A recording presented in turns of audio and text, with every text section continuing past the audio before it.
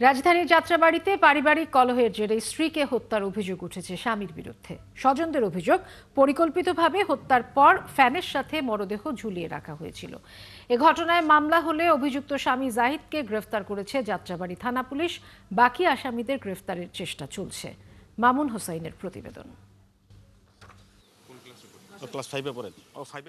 গত 22 সেপ্টেম্বর রাতে যাত্রাবাড়ির কাজলারপাড় এলাকায় একটি ফ্ল্যাট থেকে মহুয়া আহমেদ শ্রাবণীর ঝুলন্ত মরদেহ উদ্ধার করে পুলিশ।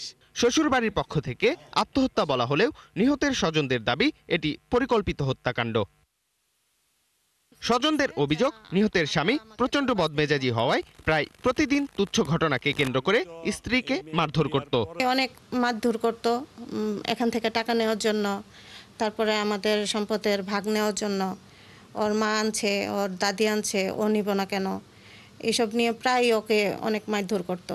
5 মিনিট আগে আমার মেয়ে আমারে ফোন দিছে, দিয়া কইতাছে, আব্বা আমি আম্মুর লগে আমিও যামুগা। আমার ওয়াইফ মারা গেছে, তার 22 দিনের দিনও আমার এই মেয়েটা, হ্যাঁ একটা না 2টা মার্ডার করাইছে। ভবনের ভাড়াটিয়ারাও বলছেন মাঝে মধ্যেই তাদের মধ্যে ঝামেলা হতো। শুনি যে মারা গেছে পাশে দিয়ে, পরে দেখি হাসপাতাল নিয়ে গেছে, গিয়ে পরে তার কি হয়েছে না হয়েছে বলতে পারবো না। এই যে আপনাদের জায়গায় পুলিশও আইছে আমগরে জিগাইতে, কিন্তু আমরা কিছু জানি না ভাই। এই যে দরজা আটকাইছে, হয়তো স্বামী স্ত্রীর হয়তো কোনো কথা কাটাকাটি বা যে কোনো একটা কথা কাটাকাটি হয়েছে, তো নাইতে দরজা আটকাইলো কেন সে। শ্রাবণীর বড় ভাই অভিযোগ করেন 14 বছর আগে পারিবারিকভাবে তার বোনের বিয়ে হয়েছিল। বিয়ের পর থেকেই শ্রাবণীর স্বামী যৌতুকের জন্য নানাভাবে নির্যাতন করত। আপনার ফাঁসি যদি কেউ দেয় তাহলে তো তার জিভ বাহির হয়ে থাকবে। আপনার মরা মানুষ কি জীব নিজে নিজে ভিতরে নিয়ে নিতে পারে নাকি? How is it possible? এটা সম্ভবই না। তাহলে এইটা একটা ফ্যাক্ট। আর দ্বিতীয় কথা হচ্ছে ঝগড়াগুলো সে কিনে করতো। ওই যে আমার মারে কেন দেখতে গেল, অথচ আমার মাই তাদের ফ্যামিলির সমস্ত খরচ ব্যয়বার বহন করে। ঠিক আছে, আমার মা মারা যাওয়ার 26 দিনের মাথায় আমার ছোট বোনকে মেরে ফেলছে।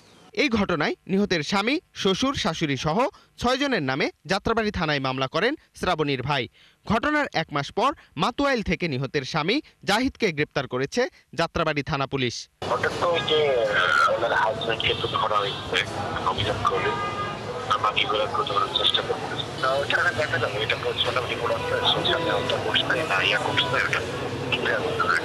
রহস্যজনক এই মৃত্যুর বিষয়টি সঠিক তদন্ত করে দোষীদের দৃষ্টান্তমূলক শাস্তির দাবি এলাকাবাসী ও স্বজনদের। মামুন হোসাইন, 71, ঢাকা।